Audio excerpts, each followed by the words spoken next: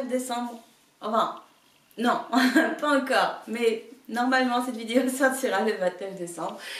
Nous sommes réunis sur cette vidéo aujourd'hui pour parler un peu des chaussettes Basics. Alors, les chaussettes Basics, comme leur nom l'indique, sont des chaussettes basiques. Voilà. Je voulais terminer l'année avec un petit projet, un petit design zéro cerveau, mais ô combien utile pour les débutantes en chaussettes et pour les addicts aux chaussettes aussi. C'est un patron multigradation, multi-épaisseur, multiversion. Voilà, la totale. J'aime bien faire ça de temps en temps, enfin j'aime bien, non c'est pas vrai, j'aime pas du tout faire ça parce que c'est super chiant à grader déjà pour commencer, ça me prend un temps dingue et quand j'édite le patron je fais tout un tas de bêtises et je rigole bien, enfin je rigole bien. Les testeuses rigolent bien de corriger toutes mes âneries. Voilà, donc bon, c'est le deal avec les patrons multi-trucs, enfin multi-choses. Et là j'ai fait la totale, j'ai fait de la multi-taille, de la multi-version et de la multi-épaisseur. Donc ça m'a triplé le travail et les erreurs. Bref. Alors, c'est quoi les Basics? C'est une paire de chaussettes qui rassemble toutes mes techniques préférées pour tricoter une paire de chaussettes. Et ce, quelle que soit la taille du peloton, la pointure du peloton, l'épaisseur de fil qu'on veut utiliser. Enfin, j'en ai pris 3 déjà. Et qui permet en fait de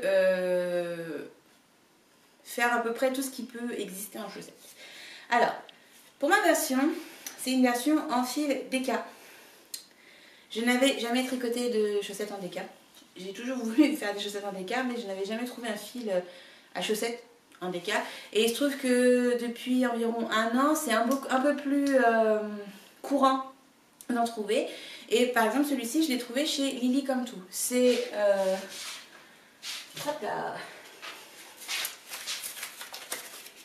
la base perfect. J'espère qu'il fait le point, parce que je vois pas mon retour caméra. De Sandnes Garn. Pas sûr. Donc c'est fou. Oups, attendez 2 secondes. Voilà. C'est la base perfect de Sandnes Garn que j'ai donc trouvé chez Lily Comme Tout et je crois que c'est le coloris sapin, je suis pas sûre. Que j'ai trouvé et que j'avais très envie d'essayer. Alors j'avais fait une petite commande, enfin une grosse commande chez elle et j'en ai profité pour glisser 2 petites pelotes dans ma commande et donc du coup on a une pelote par chaussette. Ce sont des chaussettes qui sont tricotées des orteils vers la cheville parce que c'est ce que j'aime. Je déteste les cuff down. Donc j'en gratte pas concrètement.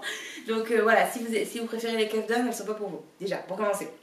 Ensuite, elles ont donc toutes les techniques que j'apprécie, c'est-à-dire le Turkish Caston pour les orteils. Donc c'est un montage qui permet de monter l'avant et l'arrière du pied en même temps. Puis le gousset inversé. Qu'est-ce que j'appelle le gousset inversé? C'est le gousset que j'ai créé pour les chaussettes Ocera et Ostara. C'est-à-dire qu'au lieu d'augmenter vers la pointe du pied ici, on va augmenter pour donner l'espace, les mailles au coup de pied. Ensuite, un talon ici, on voit une autre ligne là. C'est un talon en pseudo rang raccourci. Que j'ai créé aussi, on va dire, avec les chaussettes Ostara et Ocera. C'est mon talon préféré du monde entier. Ça permet de faire comme un fish lips kiss heel, mais sans wrap, sans mailles jumelles, sans rang raccourci en fait. Ce sont des rangs raccourcis mais avec des diminutions. Donc pas de trou. Et ensuite on fait la cheville. Alors ici c'est du point brioche. Pourquoi du point brioche? Tout simplement parce que moi je voulais que ça fasse des petits chaussons. Je voulais retourner comme ça et que ça me fasse des petits chaussons de maison. Donc l'idée en fait après c'est de mettre de l'antidérapant ou quelque chose collé sous la semelle pour pouvoir porter ça comme des chaussons. Et je me suis dit pourquoi pas proposer ça aussi en taille enfant, puisque on sait très bien que plein d'enfants, moi la première quand j'étais gamine, ne portent pas leurs chaussons et traînent toujours en chaussettes. Et je me suis dit pourquoi pas proposer la paire en version mini peloton avec un petit peu d'antidérapant et hop là, l'enfant pourra gambader à loisir en chaussettes, chaussons. Voilà. Donc c'est un patron très très basique. Il n'y a pas de grosses difficultés, c'est du jersey. On peut la faire, voilà. Je vous le propose en fingering sport DK. Donc ça permet de tricoter soit avec un fil à chaussettes standard fingering, soit avec un mélange fingering mohair par exemple, ou un fil sport qui existe en fil à chaussettes, soit avec 2 fils fingering. On veut finir un reste pour une paire de chaussettes enfant, on a 20 grammes de fingering, bon peut-être pas 20, peut-être 30. Et pour faire des petites chaussettes pour un petit de 2-3 ans, ça passe crème et hop, un reste en moins. Tricoté en double, version DK, ça passe. Donc pas de problème de ce côté-là. Voilà, c'est un espèce de stash buster de reste de fil à chaussettes. Et ça permet vraiment toutes les possibilités. Alors évidemment, j'ai dû créer des échantillons. Donc j'ai pris, on va dire, les échantillons les plus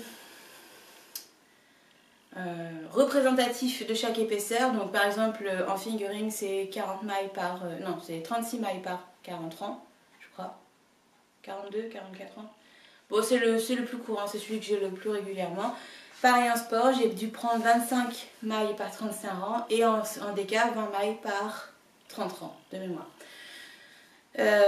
Comme ça couvre à peu près les échantillons les plus courants. Chaque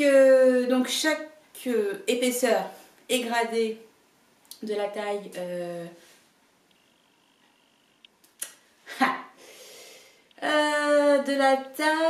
j'ai un trou de mémoire. Je crois que c'est 12 à la taille 25. Donc 25 c'est vraiment plutôt un pied d'homme. Les pieds de femme c'est plutôt 20-22 en général, et les pieds d'enfant, bon les tout petits de 2-3 ans on est à 14-15 en général je crois. Je crois que j'ai mis 12 ou 15. Je crois que je suis allée le plus bas possible, c'est 12. Donc ça correspond à du 24 mois, 18-24 mois pour un petit qui a des petons bien doudus, on va dire. Donc comme vous le savez, moi mes chaussettes, elles sont gradées en fonction du tour de pied. Donc le tour de pied c'est... Là on a les orteils, le tour de pied c'est là. On mesure le tour de pied, on mesure la longueur de pied et on suit les explications en fonction des mesures qu'on a obtenues, tout simplement. Donc la taille est en fonction de ça. Et ensuite, toutes les tailles proposent 4 goussets différents. Il y en a 4 pour les versions enfants, 4 pour les versions adultes, qu'on peut mixer, parce que des fois, on a des petits pieds d'adultes avec des petits goussets, et des fois, on a des gros petons d'enfants avec des gros goussets, donc on peut interchanger. Si ça vous pose problème, n'hésitez pas à me contacter. Mais voilà. Toutes les pointures, du coup, sont faisables, possibles, je sais pas, je connais pas les tailles enfants encore. J'en sais rien, du 28 au 50 de pointure. Pour la tige, je vous ai proposé 3 finitions. Pour la finition fingering, je vous conseille de faire du jersey et des côtes toutes bêtes. Pour la version sport, je vous propose des côtes, tout simplement. Une tige en côte. Et pour la version DK, une tige en point brioche. Pourquoi plutôt version sport et DK pour la version brioche, pour la tige en brioche? Parce que pour avoir cet effet qui tient tout seul et qui n'est pas transparent, parce que le point brioche, vous savez, c'est très mousseux, moelleux, donc un peu transparent. Il faut tricoter avec une taille en dessous. Donc par exemple, ma chaussette, elle est tricotée en 3,5, mais mon point brioche est tricoté en 2,5. Donc si vous faites la chaussette en 2,5 fingering, ça veut dire que le point brioche, il faut qu'il soit fait en 1,5. Je crois que c'est une taille qui existe, mais qui n'est pas très courante dans nos paires d'aiguilles, dans nos kits d'aiguilles. Donc je vous conseille essentiellement soit le jersey, soit les côtes de 2, une. Particulièrement si vous avez la cheville fine, préférez les côtes par exemple. Si vous avez la cheville normale, le jersey. Si vous avez les chevilles larges, le point brioche. Pourquoi pas. Et pour un effet chausson bottillon, plutôt sport, plutôt DK. Voilà. Évidemment, vous pouvez la faire beaucoup plus longue. C'est ce que j'aurais voulu faire, mais il m'a manqué une pelote. Je voulais en fait que la hauteur de point brioche qui est là, ce soit la hauteur de mon bottillon retourné, de mon revers. Donc il m'a manqué un peu pour faire 2 fois ça. Et j'aurais voulu les porter sous des bottines avec le revers qui retombe sur ma chaussure. Mais bon, j'avais prévu que 2 pelotes, j'aurais dû en prendre 3. Donc indice pour une paire de chaussettes taille 22, 23, c'est une taille 23 parce que les pieds qui ont gonflé avec la grossesse. Taille 23, pointure 37, une pelote par chaussette ça m'a suffi pour une tige de 5 cm retournée. Ça fait vraiment petit chausson. J'adore les porter. J'ai pas pris les photos encore donc je me retire. Il faut que je trouve un moment et un décor pour les prendre. Et aussi un moyen de lever les jambes. Ça c'est autre chose, ça va être mon défi de fin d'année. Mais voilà. Voilà pour les basics. Donc je voulais vraiment un patron qui soit accessible à tout le monde en termes de difficultés techniques. Donc j'ai pris les méthodes qui selon moi sont les moins compliquées, c'est-à-dire le Turkish Cast-On, c'est littéralement une vidéo qu'on regarde, on la regarde 1, 2, 3 fois, une fois qu'on a compris on sait comment faire, c'est vraiment le montage pour moi des orteils le plus simple du monde. Ensuite on fait des augmentations pour le gousset, donc ça rien de compliqué. Pour le talon on fait des diminutions, donc pas de casse-tête de rang raccourci, on fait juste des diminutions comme c'est écrit, et la tige on fait ce qu'on veut. Ça permet aussi d'inclure un motif si on se sent un peu plus aguerri, de l'utiliser comme une base de chaussettes tout simplement, pour savoir combien de mailles monter pour votre pitchoun, combien de mailles monter pour votre ado, enfin voilà, on vérifie le tour de pied et hop c'est parti. Faites votre échantillon.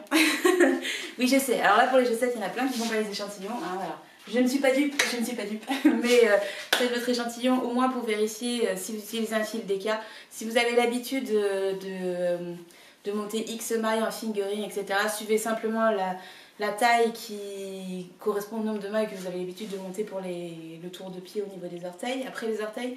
Mais pour le sport, le fil sport ou les fils DK, je vous conseille quand même de faire un petit échantillon au moins une fois, juste pour vérifier. C'est quand même pas plus mal, parce que ça gonfle fort. D'ailleurs, ce fil-là, le Perfect, là, attention, moi quand je l'ai échantillonné, en fait, le fil, il faisait très carton, très rigide, c'était un peu trop rigide. Je me suis dit, pour les chaussettes, ça va peut-être être gênant. Et en fait, au lavage, il a gonflé, il est devenu tout mou. Et, enfin, tout mou, pas mou, mais il a pris du drapé, on va dire. Et c'est beaucoup mieux, beaucoup mieux à porter. Donc pensez bien à laver votre échantillon au moins une fois, juste pour vérifier.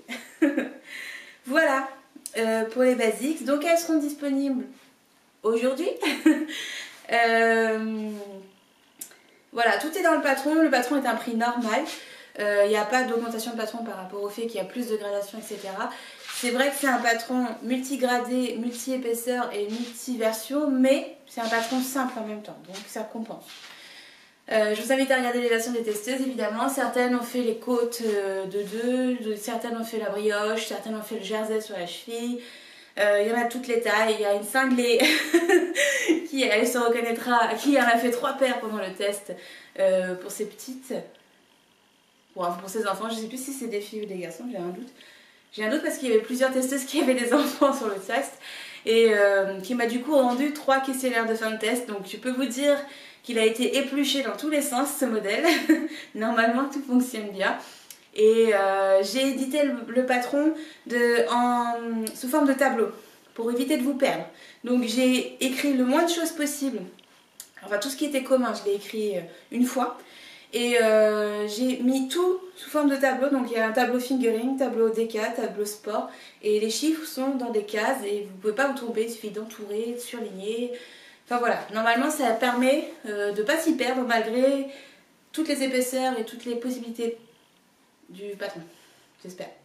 Normalement on a testé ça avec les filles, ça fonctionne très bien, elles m'ont toutes fait un retour, elles m'ont toutes dit qu'ils étaient bien ces tableaux, donc j'espère que ce sera vraiment le cas. Et voilà. Donc voilà, rien de faramineux, rien de... C'est pas la paire de chaussettes du siècle, hein, je sais bien. Mais c'est un bon basique que j'avais envie de faire depuis un moment et j'ai trouvé le courage cette année. Voilà. J'espère que ça vous plaira, j'espère que ce sera un patron qui vous sera utile. Et puis voilà, c'est le dernier de 2021. Allez, c'est bon, c'est fait.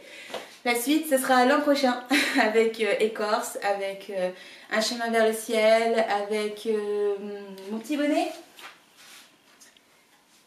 Baklawa. Je prononce à l'algérienne, je sais. Nous on dit baklawa ici, ben, même il y en a qui disent baklava, ce qui m'horripile. Donc si vous voulez le dire, dites au moins baklawa, mais sinon c'est bar, comme la rota en espagnol. Enfin, mon mari aurait sûrement à redire à ce sujet, hein, parce que j'ai un accent de... Hein, dans sa langue, mais c'est plus proche de ce que je dis que de baklava. Voilà. Donc lui il va le tester en début d'année, ce sera le premier test de l'année prochaine et voilà, je dérive pour changer. Bref, je vous souhaite de bonnes dernières heures de 2021 si vous le regardez avant la fin de l'année. Et sinon, on se retrouve l'an prochain pour de nouveau Parlons un peu. Probablement un peu plus bruyant à l'avenir puisqu'il y aura une petite grenouille qui sera née d'ici là je pense. Et que je ne pourrai pas faire taire probablement à volonté, hein, à mon avis elle pleurera quand elle en aura envie et probablement quand je n'en aurai pas envie moi. Donc voilà, j'espère vous retrouver sans trop de pleurs de nourrissons dans les prochaines vidéos et avec plein de belles choses tricotées qui j'espère vous plairont. Voilà, je vous laisse, bye.